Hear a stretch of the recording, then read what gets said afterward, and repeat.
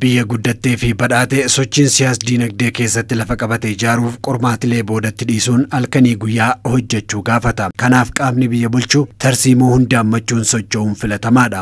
Kitaabni mootummaa ida'amuu haaraa arfaffaan tarsiimoo nam dhuunfaa hanga mootummaatti giddugala taasifata kan jedhan Ministeerri Muummee Itoophiyaa Dr. Abiy Ahmad mootummaan ida'amuu bu'aa isaan madaaluun ni danda'ama jedhan.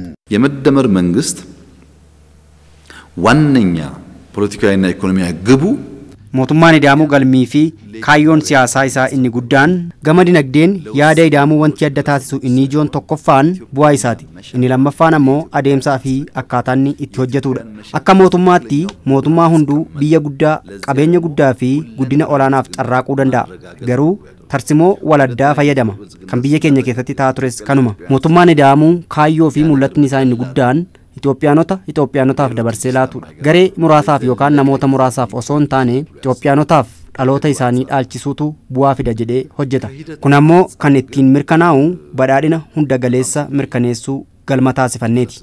Humnii fi yaadii ida'amuutu badhaadhina hunda galeessa fida jennee amanna. ለዚያ ደግሞ ሁለንተናዊ ብልጽግናን ማረጋገጥ ነው ግቡ ያደረገው። Itoophiyaa dhalootaaf dabarsuu irratti hojjanna kan jedhan Ministeerri Muummee Dr. Abiy kana gochuuf kaayyoo fi galmi mootummaa ida'amuu qabate kan biroon adda akka ta'es turtii faanaa miidiyaa koorporeeshin waliin taasisaniin kaasaniiru. የመደመር መንግስት የአቋምና የአቅም ድማሩ mootummaan ida'amuu bu'aa ida'ama ejjennoo fi humnaati. Humnii fi yaada ida'amuutu badhaadhina hunda galeessa fida jennee amanna. Gosaaf saba ilaalcha amantaan osoo hin taane ida'amuutu galma guddaa fida jennee carraaqna.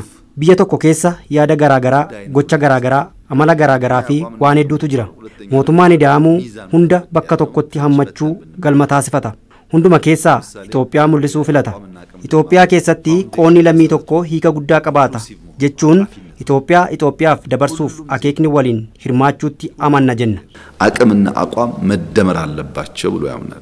Galmi mootummaa ida'amuu lammiilee biyya keenyaa wal fakkaataa ijaaruu fi utubuudha. Kanaaf ammoo biyya waliin irratti gahee isaanii akka baatan carraa laatuun dirqama ta'uu kan akeekan Dr. Abiy Ahmad galmi keenya ijoon akka falaasama mootummaa ida'amuuttis jedhu. የአቋም ድማሩ ከሌለ ejjennoon ida'ame yoo hin jiraanne gaaffiin abbaa biyyummaa gaaffii keessa gala. Waan hedduutu bada. Gareen muraasni abbaa biyyaa kun daangaatti hafa. Kun ammoo diigumsa fida. Kanaaf hojjechuu gaafata. Mootummaan ida'amuu rakkoo kana maqsuuf cimsee hojjechaa jira. Biyya kanatti mootummaan siyaasaan, dinagdeen, hawaasummaan lammiilee hunda ija tokkoon ilaaluu qaba yoo hin taane humni qabnuu fi ejjennoon walitti hin dabalaman. በእኩል የሚሳተፍበትን አግባብ ካልፈጠርን አቋምና አቅም አይደመሩም። Dhugaa fi falaasama jiru moggaatti dhiibuun sirnaa fi biyya ijaaruun hin danda'amu kan jedhan Ministeerri Muummee Itoophiyaa Dr. Abiy Ahmad qonnaa fi albuudaan jijjiiramni dhufe sababa malee mitis jechuun galmi badhaadhina ida'amuun milkaa'aas dubbataniiru. እርሻችን የጨመረው ባለቤት ስለሆነ ነው። ማዕድን የጨመረው ባለቤት ስለሆነ Qonni keenya kan guddate waan abbaa argateef, albuunni keenya kan guddate waan abbaa argateef. Kana dura dhiibamaa ture. Amma yoo biyyi keessan jennee kenninuuf cimsanii hojjechuun siyaasa irra darbee dinagdee utubaa jiru kun bu'aa qabatamaan argaa jiru jechuudha. Yoo humnaan ta'e hin ta'u. Biyya bulchuun tooftaa barbaada. Kan dogoggores suutaaniikaa kan adeemsa seeraa barbaadus seeraan qajeelchaa adeemuutu furmaata fida. Madaala eegaa adeemuutu abjuu keenya dhugoomsa jedhee mootummaan ida'amuu amana. መደመር አለባቸው ብሎ ያምናል።